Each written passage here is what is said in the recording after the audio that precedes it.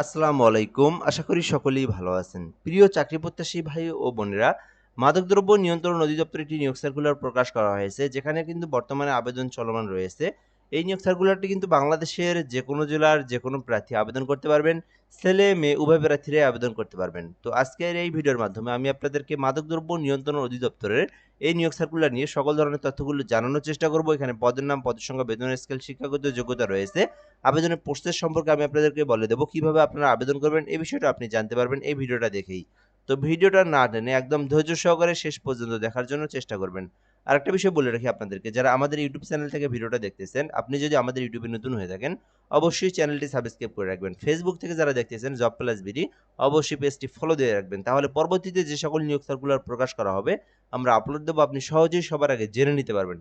এখানে বলা হয়েছে যে স্বরাষ্ট্র মন্ত্রণালয়ের অধীনে মাদকদ্রব্য নিয়ন্ত্রণ অধিদপ্তরের রাজস্ব খাতভুক্ত নিয়োগ সার্কুলার, অর্থাৎ এটা কিন্তু সরকারি স্থায়ী রাজস্ব খাতভুক্ত নিয়োগ সার্কুলার, যেখানে বলা হয়েছে যে বাংলাদেশের সকল জেলার যে কোনো প্রার্থী আবেদন করতে পারবেন। মানে বাংলাদেশের 64 জেলার যে কোনো প্রার্থী, ছেলে মেয়ে উভয় প্রার্থী কিন্তু আবেদন করতে পারবেন এবং অনলাইনের মাধ্যমে আবেদন করার জন্য আহ্বান করা যাচ্ছে।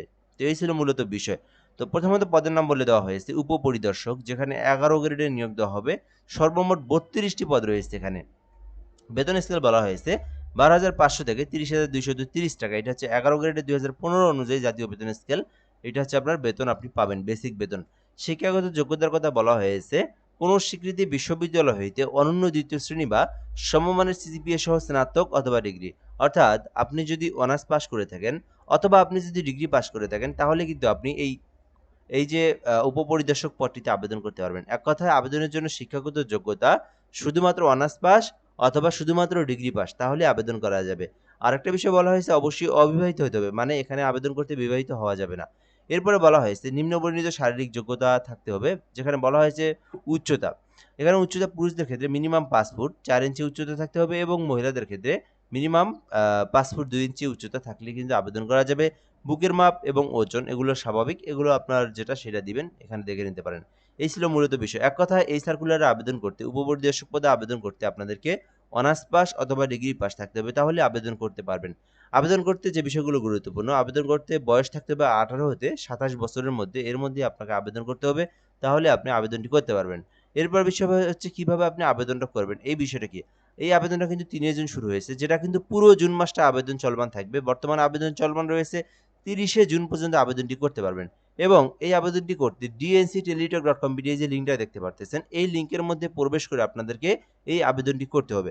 যখন আপনি এই লিঙ্কের মধ্যে প্রবেশ করবেন, আপনার সামনে একটা ফর্ম চলে আসবে। ওই ফর্মের মধ্যে আপনার সকল তথ্যগুলো, পার্সোনাল তথ্যগুলো, এরপরে ঠিকানার তথ্য, এরপরে এডুকেশনাল কোয়ালিফিকেশন মানে শিক্ষাগত যোগ্যতার তথ্য, এগুলো সবকিছু পূরণ করে 300x300 পিক্সেলের একটি ছবি, 300x80 পিক্সেলের একটি স্বাক্ষর, এগুলো আপনাকে আপলোড করে আপনাকে আবেদনটি সাবমিট করতে হবে। এরপর আপনাদেরকে সরকারি ফি জমা দিতে হবে।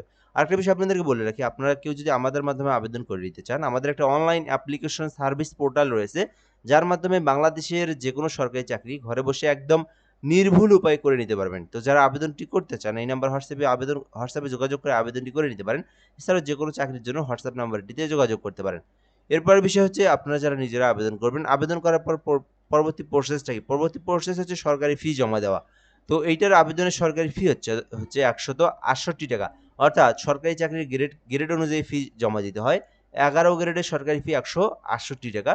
আপনারা ফোনে মিনিমাম আরো ১০ টাকা বেশি যেন থাকে, সেই অনুযায়ী আপনারা এই টাকাটা রিসার্চ করে আপনারা পেমেন্টটা করবেন। পেমেন্টটা করার প্রসেসটা হচ্ছে প্রথমত আপনারা ডিএনসি লিখবেন, স্পেস ইউজার আইডি, তারপরে 163 পোল্ড নাম্বার সেন্ড করে দিবেন। পরবর্তীতে পিন নাম্বার দিয়ে 163 পোল্ড নাম্বার সেন্ড করে দিলেই আপনার আবেদনের পেমেন্টটা কিন্তু সাকসেসফুলি সম্পন্ন হয়ে যাবে।